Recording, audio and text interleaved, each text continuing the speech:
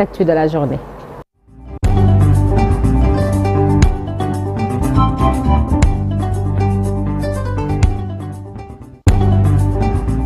Le premier journal avec Chartidiane Diao, plus de 150 migrants secourus par la marine marchande au large des côtes de Dakar. Et les forces navales ont intercepté une embarcation de fortune transportant plus exactement 153 candidats à l'immigration irrégulière à environ 60 km au large. Face aux risques élevés en mer, surcharge, conditions météo, navigation précaire entre autres, l'intervention donc a permis d'éviter un possible drame. Les migrants ont été conduits et débarqués à la base navale Amiral Faye Gassama avant d'être remis aux services compétents pour prise en charge. Cette opération relance plutôt la question des départs clandestins par voie maritime qui continue donc de mobiliser les forces de sécurité face aux risques humains majeurs tels que les naufrages, les conditions extrêmes en mer et les exploitations par les réseaux de passeurs sur le Nata. Modification des articles L29 et suivants du code électoral, Taku Walo renonce à saisir le Conseil constitutionnel. Dans un communiqué signé par sa présidente Maître Aïssata Tall Sall, le groupe explique ce revirement par la récente sortie publique du président de la République qui s'est personnellement prononcé sur ces mêmes dispositions en annonçant des mesures correctives à venir. Une intervention présidentielle que Taku Walo Sénégal a prise en compte dans son analyse du contexte politique avant de trancher. Le groupe Taku Walo invoque également une autre motivation plus politique, c'est-à-dire ne pas s'immiscer dans les tensions internes qui traversent actuellement le parti au pouvoir. Nous en reparlerons certainement dans l'actu commenté.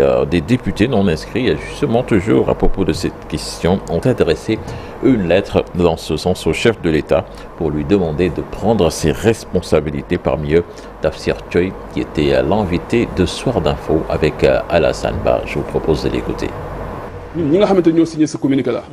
À 99%, nous étions tous d'accord et à 100%, nous avions convenu d'introduire un recours. Mais au final, nous nous sommes rendus compte que Taku ne souhaitait pas poursuivre cette affaire. C'est dans ce contexte que nous avons adressé une lettre au président de la République pour lui demander de prendre ses responsabilités. Soit introduire un recours, soit demander une seconde lecture, soit transmettre un nouveau texte qui abrogerait définitivement les dispositions contestées. Car le document en notre possession pose problème. Il stipule que dans les cas visés, l'interdiction d'inscription sur les listes électorales est de 5 ans, à compter de la date à laquelle la condamnation est devenue définitive. Pour nous, ce n'est pas le bon texte. Nous demandons donc officiellement au président de reconnaître cette incohérence, soit en saisissant le Conseil constitutionnel avec le risque que la loi soit rejetée, soit en demandant une seconde lecture afin d'obtenir une version conforme. En l'état actuel, ce texte ne peut pas passer et c'est précisément le refus de déposer le recours qui nous a conduits à publier ce communiqué. Actuellement, à l'état actuel où nous parlons, l'un possible. Et puis, Assemblée nationale, les membres de la commission des lois de la décentralisation du travail et des droits humains convoqués en réunion cet après-midi, donc à partir de 15h. L'examen de la proposition de loi organique numéro 10/2026 portant modification de l'article 118 du règlement intérieur de l'Assemblée nationale sera au menu. L'article 118 donc parle de l'absentéisme d'un député lors des séances de la session unique sur Nanata. Et le journaliste Pape Ndiaye rentre libre après son audition à la sûreté urbaine. Il a été déchargé de toute accusation selon ses avocats. Lui qui était poursuivi pour diffusion de fausses nouvelles soulagées. Il s'est exprimé à sa sortie au micro de Habib Faye.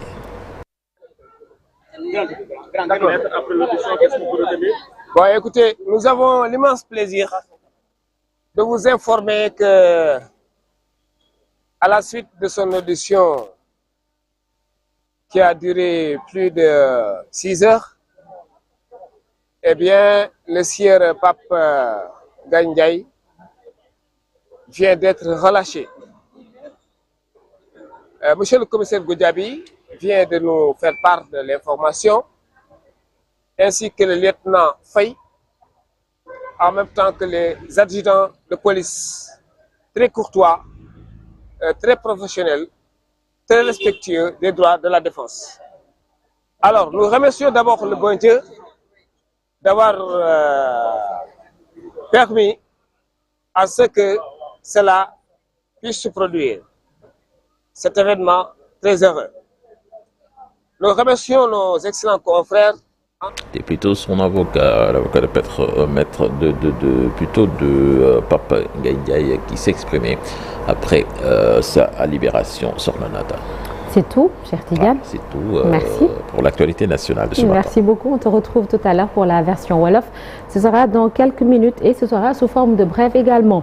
Le stade Iba Mar Diop de Dakar fait partie des infrastructures réfectionnées pour les besoins des Jeux Olympiques de la jeunesse de Dakar. Ce projet est même l'objet d'un contentieux entre la mairie de Dakar, la mairie de la Médina, où se trouve le stade, et l'État du Sénégal. Iba Mar Diop, c'est tout d'abord un grand footballeur de l'Union sportive indigène. Il est décédé le 6 mai 1951 après avoir disputé une demi-finale de la Coupe d'AOF de football contre l'Africa Sport d'Abidjan. Et vous l'avez compris, c'est le sujet d'un jour au Sénégal, un jour dans le monde. On en parle tout à l'heure. Et puis à retrouver ce mercredi l'histoire et la géographie d'une localité qui se trouve dans la région de Thiès. Et notre guide du jour s'appelle Cheikh Anta Diop. À suivre également la revue de presse et la météo avec cette chaleur qui commence à Dakar notamment et dans les régions du pays et les premières pluies dans le sud du pays et la partie orientale. On en parle tout à l'heure. En attendant, l'actualité hors du Sénégal.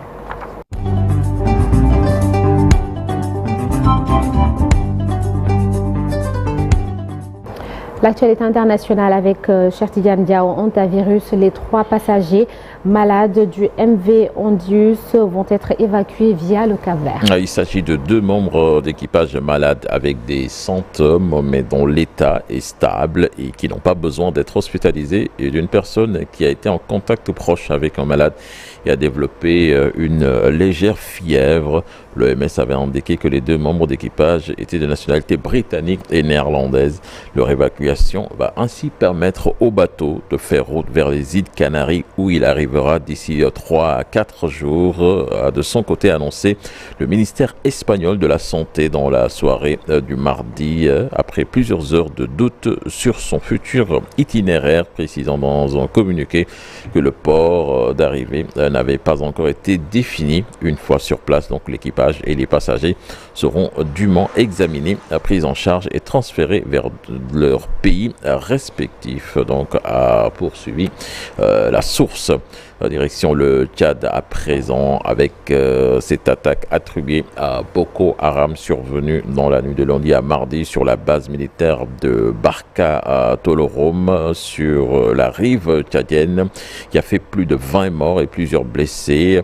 En communiqué de l'état-major général des armées, donc fait état, lui, de 23 à 26 morts, de 23 morts plutôt, et de 26 blessés parmi les forces de défense et de sécurité. En nombre important des éléments de la secte a été neutralisé et des matériels à récupérer. Et le ratissage continue donc, à assurer le communiqué. Un village voisin a par ailleurs été incendié et pillé. Pas encore de bilan du côté des victimes civiles. Parlons sport à présent avec les 3 finalistes du prix Marc-Vivian Foué connu. Il s'agit des Sénégalais Lamine Camara et Moussa Niakhaté, les deux champions d'Afrique, ainsi que le Malien Mamadou Sangaré, qui seront les derniers à briguer la succession du Marocain Achraf Hakimi. Le verdict est attendu le 11 mai prochain. Et puis Arsenal, la première équipe qualifiée pour la finale de la Ligue européenne des champions. Les Gunners se sont imposés hier 1-0 face à l'Atlético de Madrid en but signé Bukayo Saka. Arsenal qui connaîtra son adversaire cet après-midi après ce match tant attendu du côté de l'Allianz Arena qui opposera le Bayern de Munich au Paris Saint-Germain. À l'aller, les Parisiens s'étaient imposés 5-4. Donc, en Sénégalais, en champion d'Afrique, sera en finale. Ce sera soit Nicolas Jackson ou Ibrahima Mbaye. Ouais, et un match retour qui promet, cher Tidiane. Merci beaucoup. Oui, c'est ça. J'avais enterré les Allemands. Merci, cher Tidiane. Je les vois passer. Oui. Allez, à tout à l'heure. À retrouver l'actualité internationale dans quelques minutes. On va beaucoup parler politique dans la seconde partie avec notre